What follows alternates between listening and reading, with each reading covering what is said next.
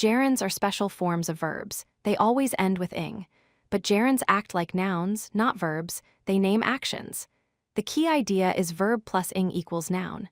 Swimming, reading, dancing, these are all gerunds. A gerund is a verb form that ends in ing, but it works as a noun in a sentence. Remember, swimming is fun. Here, swimming is the subject.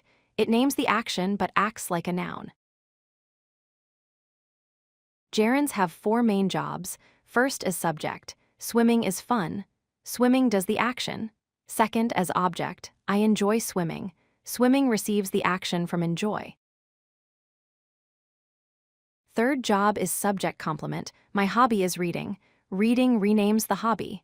Fourth is object of preposition, good at dancing.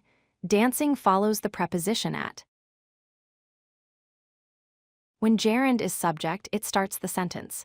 Swimming is fun. Reading helps you learn. The gerund does the main action. Notice it comes before the verb is or helps. Gerund as object follows action verbs. I enjoy painting. She loves dancing. Notice enjoy and loves need the gerund to complete the meaning. The gerund receives the action. Gerunds follow prepositions like at, about, for. She is good at singing. They talked about going on vacation.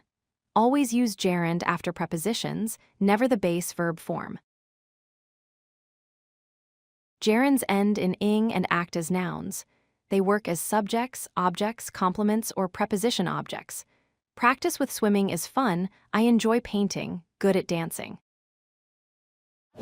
If you like this video, hit that like button and don't forget to subscribe. Visit codelucky.com for more such useful content.